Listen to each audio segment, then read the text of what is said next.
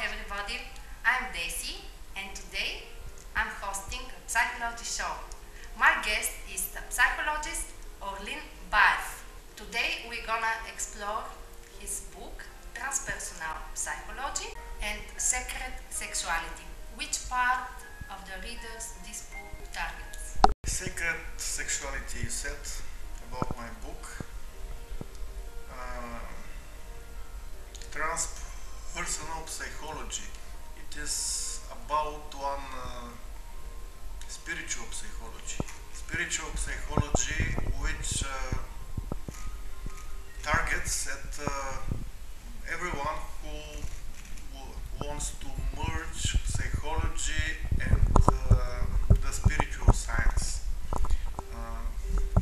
Transpersonal psychology is psychology that thinks that spirituality is not something distinct, high and living somewhere there in the Himalayas. No, that the spirituality is within us, in each one of us, and when we study the psychology and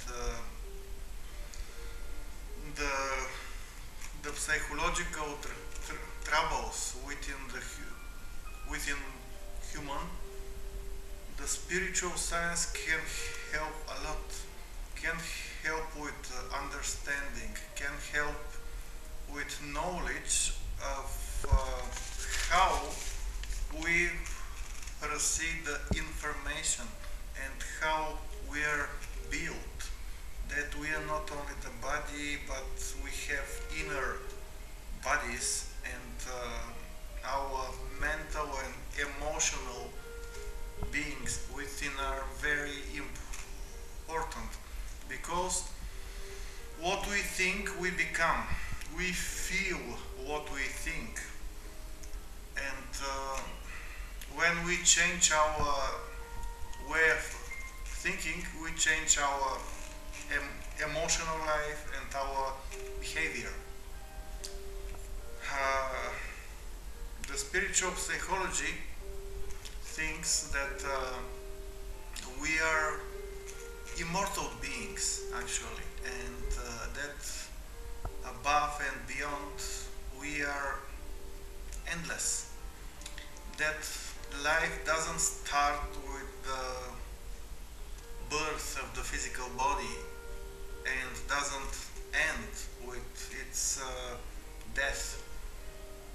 That the life is actually endless, and we are spirits or immortal selves that live in that body just for 80-90 years, no more. When we know that we are more than this mortal body, we have one broad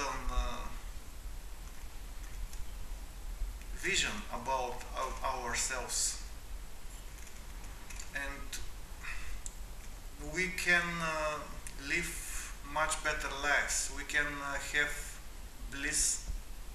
We can live with joy and happiness. We can have inner light that will elucidate our daily lives in a way that even the least thing in our life will make us full of joy, because we become wise. We are not anymore attached so much to the material plane, but living in it. We must remember that we are something more. We are immortal souls, and there are laws of life that when we live according to these laws, the whole universe stays behind us and helps us, aids our lives. You are saying that the sex is just a love projection. Explain, please. Sex is nothing without love. Without love, sex is just one instinct, just one drive that propels some very low instincts and deeds, no more. Without love, sex is animal deed, animal action, and no more. But sex and love, they together become one whole thing. It is like a river. That's the metaphor I give. It's like a river. It starts, its spring starts with the love and going down and down and down. It becomes sex. Uh, if we purify our sexual life through work on our emotions, it becomes part of our love,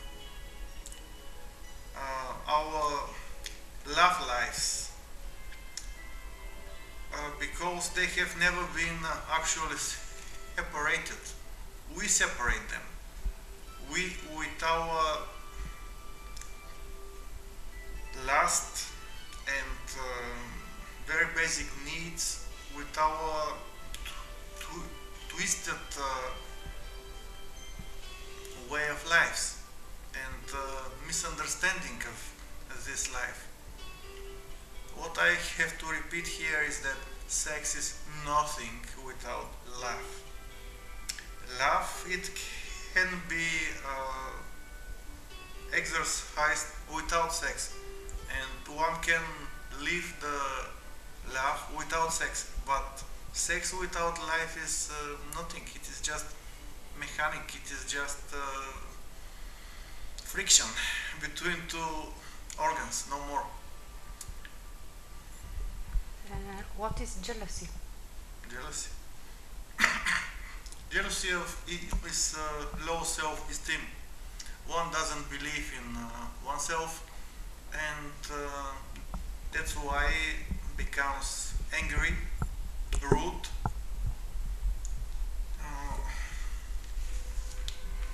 Jealousy actually is not human capacity.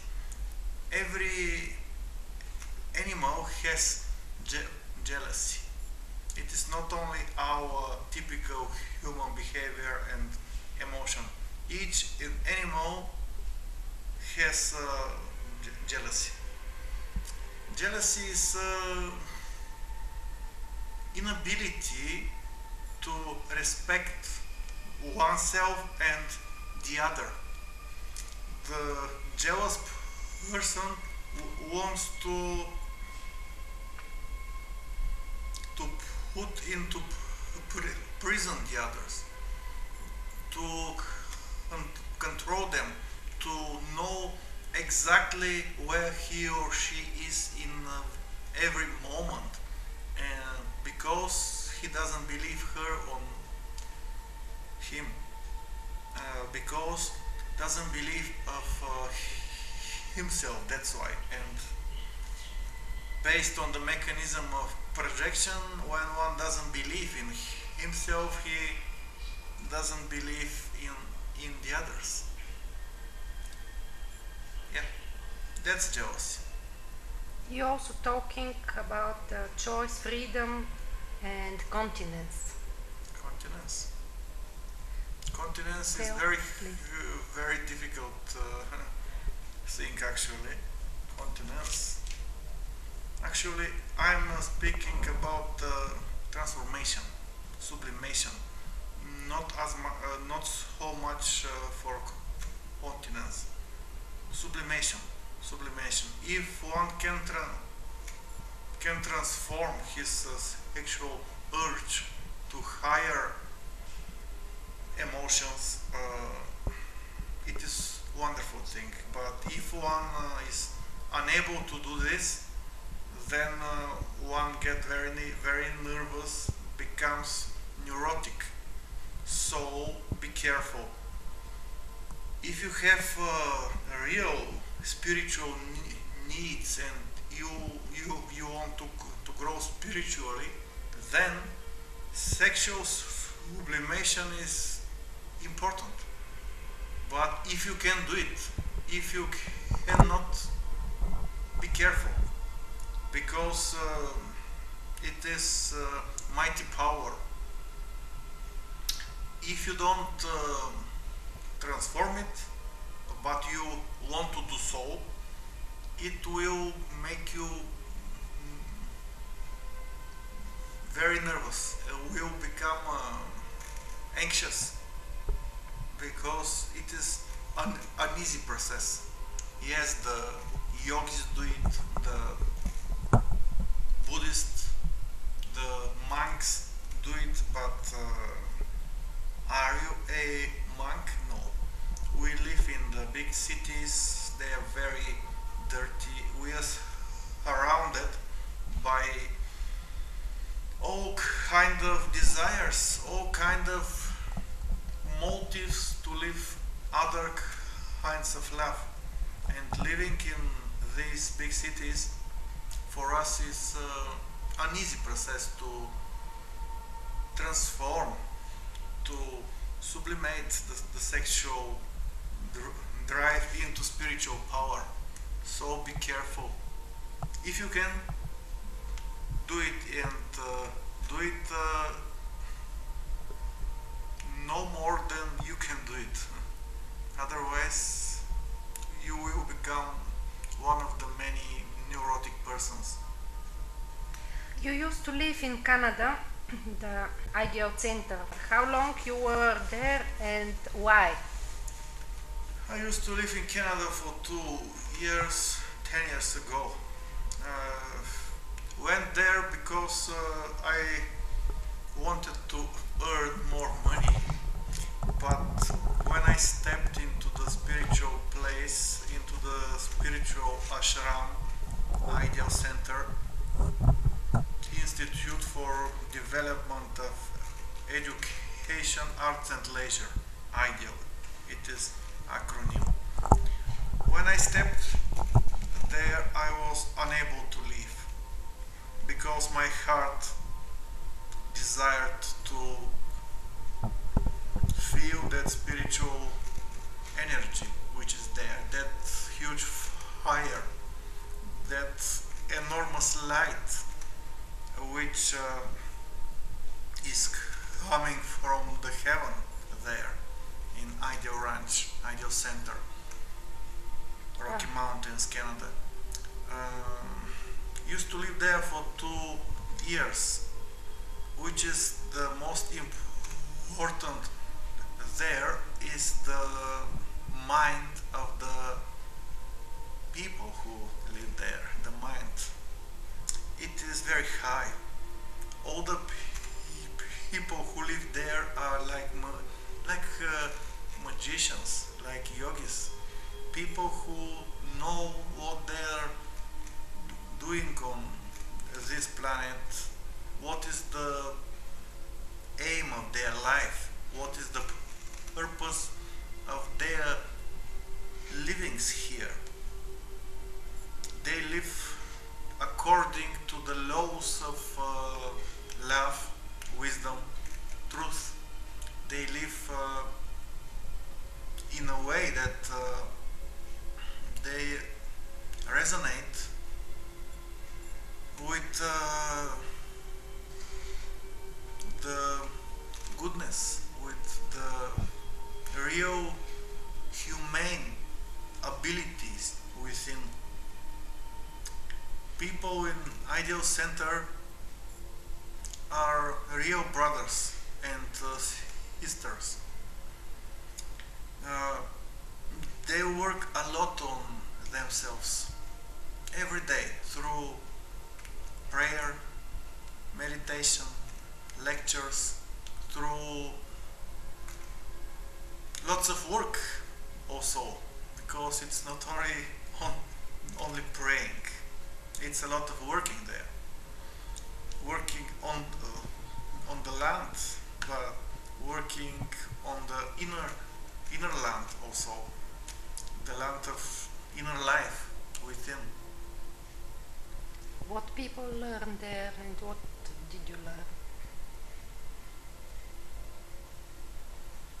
I learned that I'm here just for a few moments, here in my life, that all our lives is just one spark.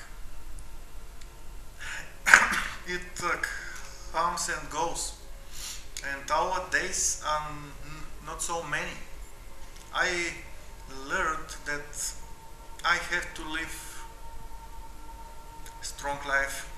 I have to live in a way that to sacrifice some ego interests and live according to my soul interests. I learned that the connection with the inner being, with the inner human being, which is the real human, is the most important thing in my life. And that the laws of life, Dharma, when one lives according to them, only then one is happy, really happy. And it is happiness which is not some, it is not like going to the bar and after 10 whiskey you are happy. It is not this happiness. It is different happiness. Very fine, deep, calm happiness within. What are the main goals in the Ideal Center? To promote that we are one, all of us, each of us. To promote the brotherhood around the globe. To promote the vision of the planet, of the all nations as one. To unite the people around the ideas of love, wisdom, truth, around the real human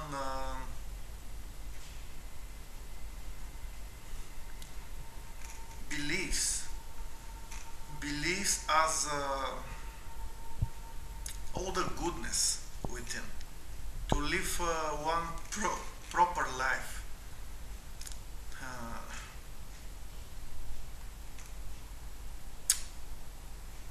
The goals in Ideal Center, you know, it became part of the United Nations about 10 years ago. The brothers and sisters there regularly participate to the United Nations seminars in US, and the main goal is to make the planet a little bit more spiritual place, a little bit more wiser place, a little bit more good place to live, to study that we are really brothers with each others, but not some separate beings, that we are really one, and the separateness is just an illusion. To have better attitude toward the animals too, toward the whole planet as well. How people can learn to be wiser and happier? When they reconnect to themselves. Now most of the people live as some kind of puppets.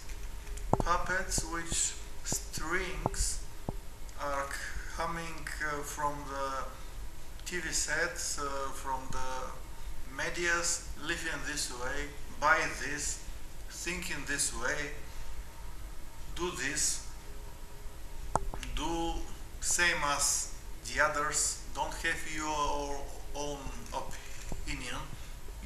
We will tell you what to think. Most of the people are like some kind of biological robots, androids, without real volition, free will. When one reconnects to his inner abilities to love, to see oneself and the world from the higher perspective of self-consciousness, like meter on beside, to see its own thoughts, feelings, deeds, to become a conscious being, then one become good person. One knows that if he does some harm to someone, he does it to himself, actually. The old knowledge from the Bible and from all the spiritual texts actually contains very much truth, lots of truth within. Okay. And where people can find your book? I have 2 books so far. The first one, Transpersonal Psychology, Sacred Sexuality, can be read directly in internet, Google knows where.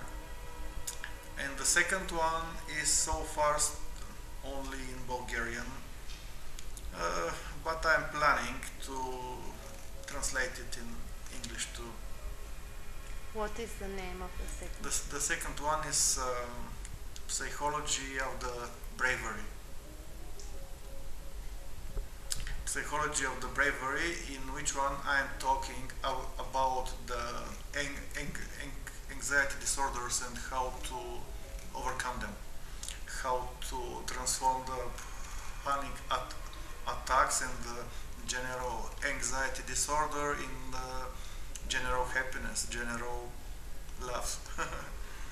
Yeah, it's easy. Be human being, real human being. That's it. Thank you. Thank you. Everything is possible. Love each other, be happy. Life is nice. Life is beautiful. Our time finished, and then I will tell you, don't worry, be happy and believe in yourself. Be positive. Bye bye.